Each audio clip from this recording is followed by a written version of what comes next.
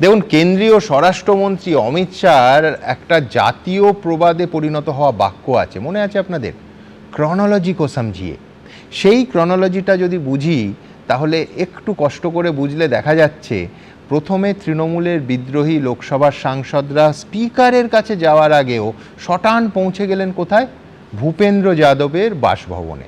তারপর গতকাল কোয়েল মল্লিকও পদত্যাগপত্র পাঠিয়েই পৌঁছে গেলেন শটান সেই একই লোকেশানে ভূপেন্দ্র যাদবের বাড়ি।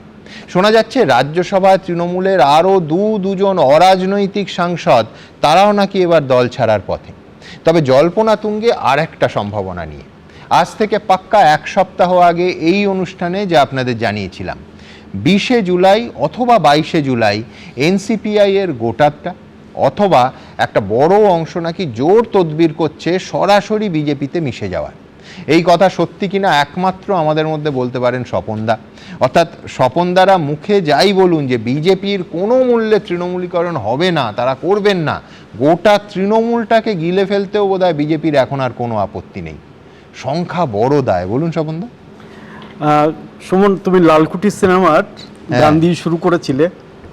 আমি এই মুহূর্তে কালীঘাটে এক শিল্পী থাকতেন, তার একটা গানের একটা অংশ আমি তোমাকে বলতে চাই। কিরকম? এই গানটা লিখেছিলেন পুলক বন্দ্যোপাধ্যায়। কেউ তো আপন হলো না, কেউ তো পাশে এসে দাঁড়ালো না, আপন ভেবে যাদের আমি বুকের মাঝে জড়িয়ে নিলাম, তারা শুধু কাঁটার মালা আমার গলায় পরিয়ে দিল। সুমাদা গেয়ে শোনা আমাকে তোমরা সবাই পথের পথিক বলো। আচ্ছা, এই গানটা খুব প্রিয়, মানে জনপ্রিয় গান। তো আজকে মমতা ব্যানার্জি নিশ্চয়ই এটা ভাবছেন। তো তোমার আমি প্রশ্নের উত্তরের আগে আমি এই বিশেষ করে এই ভদ্রলোককে, রাজীব বন্দ্যোপাধ্যায় সম্পর্কে আমি বলি, কত জনপ্রিয় নেতা।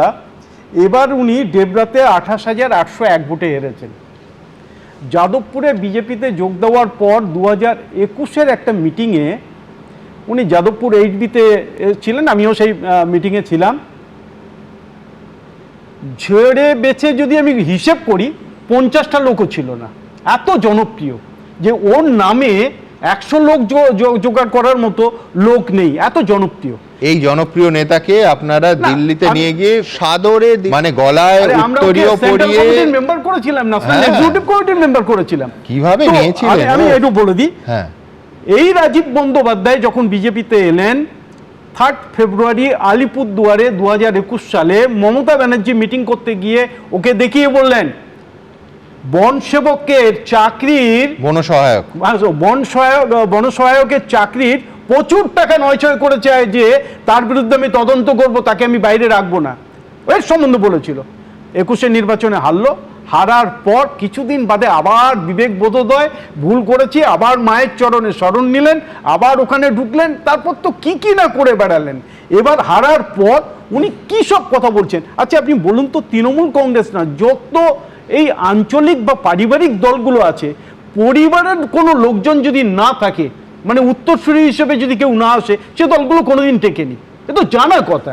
তো অভিষেক ব্যানার্জি যদি, আমি বলছি যে কথাটা সকলে বলছি, আমিও একই কথা বলছি, যদি মমতা ব্যানার্জি জিততো, এই রাজীব বন্দ্যোপাধ্যায়, বিশ্বজিৎ দাস থেকে শুরু করে লাইন দিয়ে অভিষেক ব্যানার্জির যা স্তুতি, শুধু নয় হয়তো স্যালুট দিতে দিতে সব হচ্ছে ওর বাড়িতে পৌঁছে যেত, এটা হতো।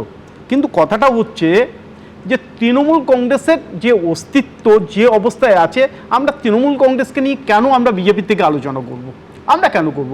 আমরা ওদের দলের কি হলো, কে গেল, কি থাকলো, কিচ্ছু নয়। আমরা সিপিএম সম্পর্কে না আলোচনা করতে হতো না যদি না 3.5 ঘন্টার মধ্যে ওই দল থেকে নিয়ে আপনি টিকিট দিতেন 3 জনকে রাজ্যসভায়। আমি এটা উত্তর দেব।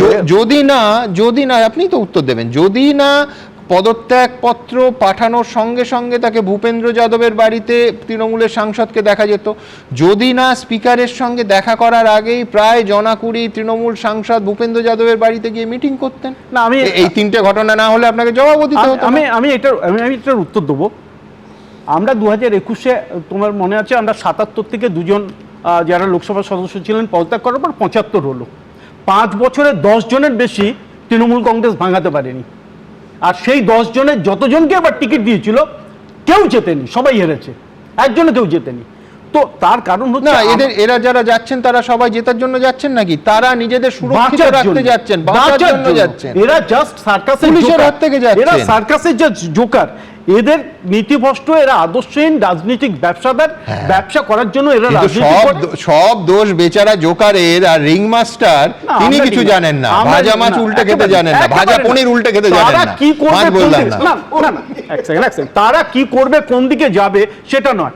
আমি বলছি, তুমি যেটা বলছো দিল্লিতে, হ্যাঁ। আমি তৃণমূল দলের যতজন এমপি আছে, যতজন রাজ্যসভায় বা লোকসভায় আছে, এমনকি তৃণমূল কংগ্রেসের যারা এবার বিধানসভায়ও জিতেছে, একজনেরও ইন্ডিপেন্ডেন্ট হিসেবে নিজের বুথের জেতার মতো তাদের ক্ষমতা নেই, একজনেরও নেই।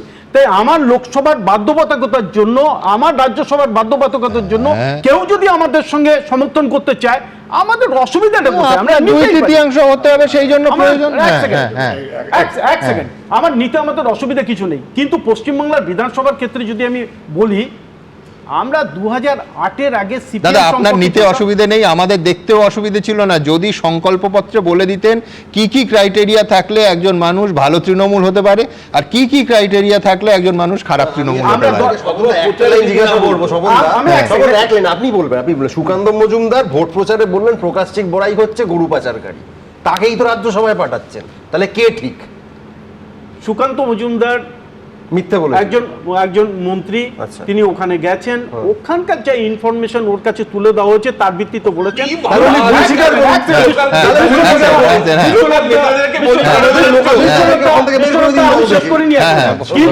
করুন। কিন্তু যতক্ষণ পর্যন্ত একজনের অপরাধ বা দোষ বা সে যদি এই ধরনের কোনো কাজের সঙ্গে যুক্ত থাকে, তাহলে প্রমাণ না হচ্ছে, এই প্রশ্ন আপনারা ঠিক করে নিন যে স্বপন দাস দেবে না অনির্বাণ দেবে, সেটা একেবারে পরিষ্কার।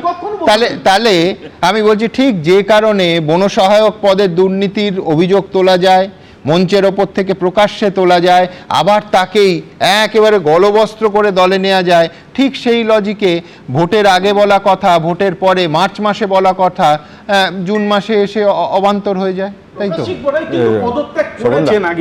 পদত্যাগ বাদ দিন, ভাইপোর হয়ে স্মাগলিং করতেন এই কথা বলছেন কেন্দ্রীয় মন্ত্রী। পদত্যাগ মানে স্বপনদা এবং অনির্বাণ দুজনের উপরই আজকের ব্যক্তিগত আজকের যে সময়, সেই জায়গা দাঁড়িয়ে সম্পূর্ণ সম্মান আছে। স্বপনদার দীর্ঘ রাজনৈতিক জীবন, এবং কখনো তিনি তো এরকম ঘটনা ঘটাননি, কোনো একটা কারণে দলের ডিসিপ্লিনের জন্য ওনাকে এটা বলতে হচ্ছে পাবলিক ডোমেইনে। একটা প্রশ্ন বলি স্বপনদা, সেটা হচ্ছে ধরুন তাস খেলা হচ্ছে, এবারে জোকার আছে, জোকার 3, এবার আপনার কাছে টেক্কা সাহেব আর গোলাম আছে, 4টে তাস ফেলতে হবে, আপনি তো ওই 3টাকে তখন টেক্কা সাহেব আর গোলামের মাঝে বিবি করেই বসাবেন। এখন এই বিবি পরে আপনার দলের কন্ট্রোল নেবে কিনা, এটা রাজনৈতিক আলোচনা। দ্বিতীয় হচ্ছে, সবাইকে নিয়ে নেয়া যেটা বিজেপি করছে, এটা করতে গেলে একটা অসুবিধে হয়, মিডিয়েট করার লোক থাকে না।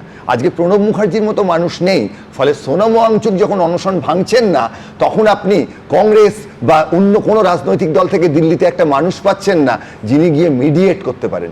এই যে সর্বগ্রাসী রাজনীতি, সবাইকে নিয়ে নেয়া, আপনার কাছে ভালোরা তো যাবে না স্বপনদা, যারাই যাবে, যাদের গোলমাল আছে, সেই জায়গাটায় কিন্তু হয়তো 1-2 জন তারা নীতি পরিবর্তন করে আপনার কাছে যেতে পারেন। সাধারণভাবে যারা যাবেন, আপনিও জানেন, আপনি তথ্য দেখলে বুঝবেন, তারা প্রত্যেকে কিন্তু ব্যক্তিগতভাবে দুর্নীতি এবং দুর্বৃত্তায়নের সঙ্গে যুক্ত ছিলেন। আমি বিশ্লেষণে আরেকটা মাত্রা যোগ করি, সেটা হচ্ছে, ধরুন স্বপনদা, যে আপনি বড় স্তরে নিচ্ছেন কেন, আপনার পার্লামেন্টে, আপনার সংসদে সংখ্যা দরকার, আপনি তার নিচে নামছেন না, এটা কোনো নীতি হতে পারে? যে আমি বড়দের নেব, আমি কাউন্সিলর, এখন তো সামনে সেরকম বড় ভোট নেই, বিধায়ক নেব না, কিন্তু আমি নির্দ্বিধায় এমপিদের নেব, কেন? আমার পার্লামেন্টে 2/3 লাগবে। না, সেই হচ্ছে। আমার লোকসভাতে এনডিএর 300-র উপর সদস্য আছে, কিন্তু এককভাবে বিজেপির আমাদের দলের মাত্র 240 জন। তো আমার অ্যাবসলিউট মেজরিটি পেতে গেলে আমার যদি কেউ পদত্যাগ করে বা তারা যদি দল থেকে বেরিয়ে এসে আলাদা ফ্রন্ট করে আমাদেরকে সমর্থন করে, এরকম তো আমরা নিয়েছি, আমরা নিইনি, আমরা মহারাষ্ট্রে নিইনি, আমরা তো নিয়েছি। একদম, প্রশ্নটা হচ্ছে যে যাদের বিরুদ্ধে যা অভিযোগ, ভোটের আগে কয়েক সপ্তাহ আগে যাদের বিরুদ্ধে বিজেপি যা বলেছে, সেই তদন্তগুলো থমকে যাবে কিনা। এখনো পর্যন্ত সেই তদন্ত চলছে, এমনকি দল বদলের পরেও দ্রুতগতিতে চলছে। এই রকম ইঙ্গিত, এই রকম বিজেপির দিক থেকে সুসংবাদ কিন্তু আমাদের সামনে অন্তত আসেনি। এবিপি আনন্দ, এগিয়ে থাকে, এগিয়ে রাখে।